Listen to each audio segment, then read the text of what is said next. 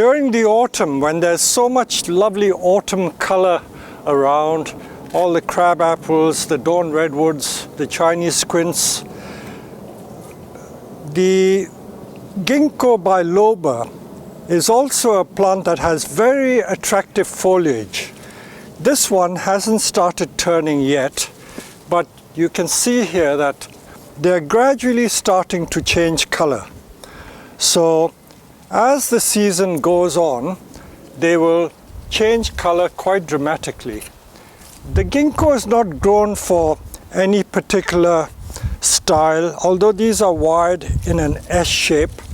You see, they can be wired into an S shape, but generally speaking, they're just grown in the candle or flame shape and are admired mainly for the leaves. I will talk about the leaves in a minute because there are some very interesting leaf variations. If we come closer, we will have a look at some of these leaves. I have mentioned it before. This particular ginkgo, I notice, is a female ginkgo. They're supposed to be quite rare, but I don't know how this has crept into this sales area. So this one doesn't have a slit in the middle. The female ones are completely rounded, but the male ones have the slit here.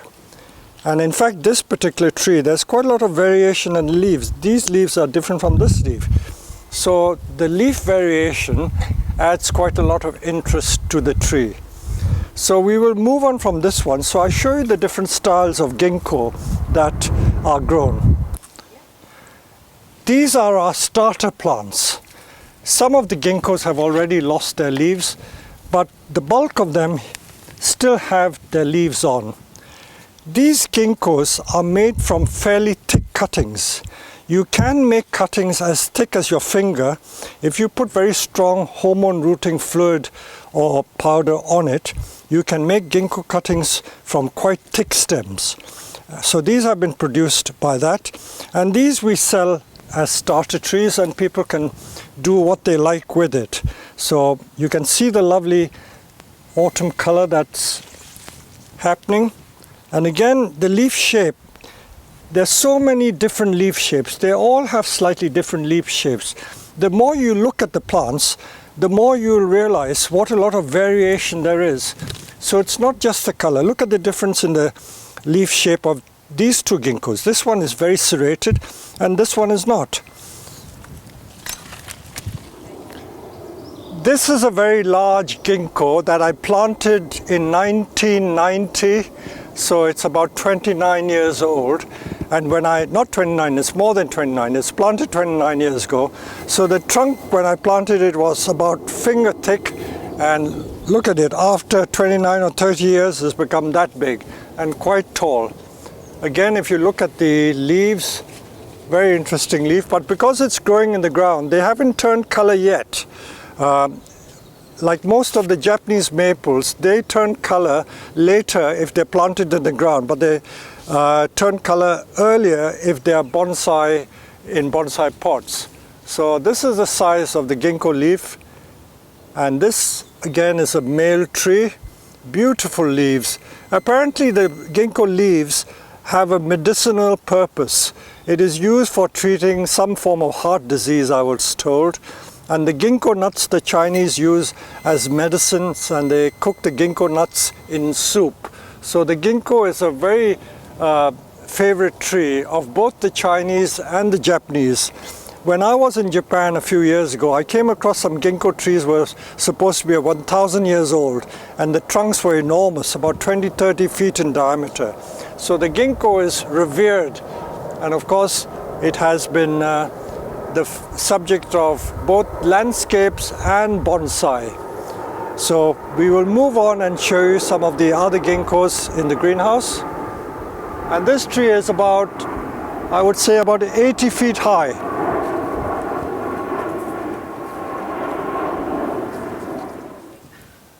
Now this is the typical style that ginkgos are grown when they're grown as bonsai, what we call the flame shape. I want to show you this particular tree because many of the ginkgos which are grown as bonsai, they don't have a very long life. Although the trunk here, I know that I've had this for the last 30 years from importing it in Japan, I think back in the late 80s. It was quite a lovely tree, but branches tend to die, and this is only the stump left, but they keep throwing suckers from the base. So they sucker, and the suckers have this type of shape. So the ginkgos, I will show you the ones which are trained with branches. So this is the typical style, what we call a flame shape. Again, talking about the horticultural aspects, these ginkgos we grow from seed. They're very easy to germinate from seed, but when you grow them from seed, they don't grow so fast. This particular sapling, you may not believe it, would be at least 10 years old, because I remember sowing it.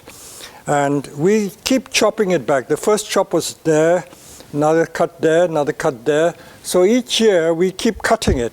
But the ginkgo doesn't have the habit of breaking back from the side. So very frustrating plant to use for bonsai. Well, a tall lanky plant like this, we can make it into an S shape to shorten the trunk. But the point I was trying to make is that they don't produce side branches readily. And again, just to show you the contrast, these were the leaves I picked from the big tree growing in my field. So they are quite big, but when they are bonsaied, the leaves do get small. I will now move on to some other ginkgos that I imported from Japan many years ago.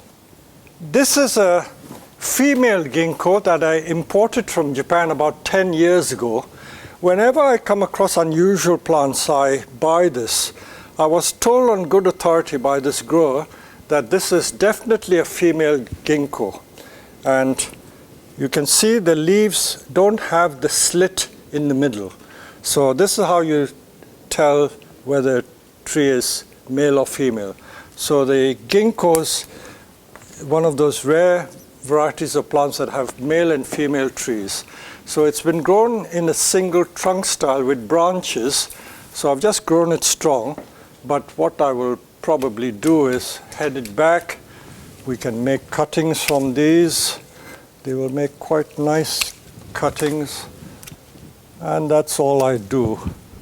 And the leader of this tree has died back. So get rid of it.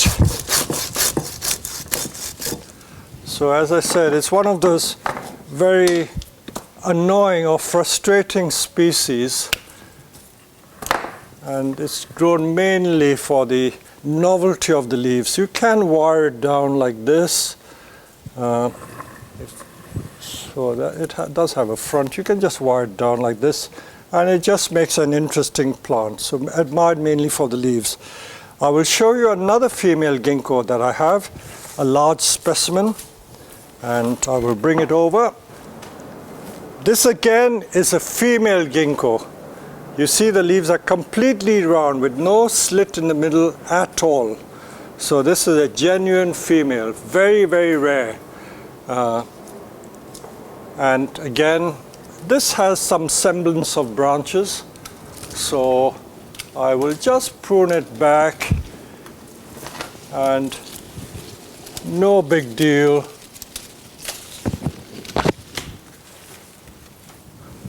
If we're just growing it to admire the leaves, it's got a beautiful trunk. It's a pretty old tree. Usually when I go to Japan, these bonsai growers, they don't like selling the female ginkgos because it's extremely rare. So this is a rare tree, and I'm waiting to put it in a bonsai pot. And look at the gradation of the leaves. So it's not just golden yellow, but the golden yellow start from the tip and just go downwards. So the gradation from yellow to green is so beautiful. So the more you look at the detail, the more interesting these plants are. So this is a very short video about ginkgo, because many of you asked about ginkgo. So if you want to grow ginkgo, you can grow them from seed, or you can buy them from young plants. But if you buy them from young plants, you have to put it in the ground for them to grow thick. And they do look better with a thick trunk. and they're just grown in the flame shape. And I'll show you some still pictures of other ginkgos that I've had so that you can see some examples of ginkgo. So for those of you who wanted to see examples of ginkgo, I hope this little video has helped you.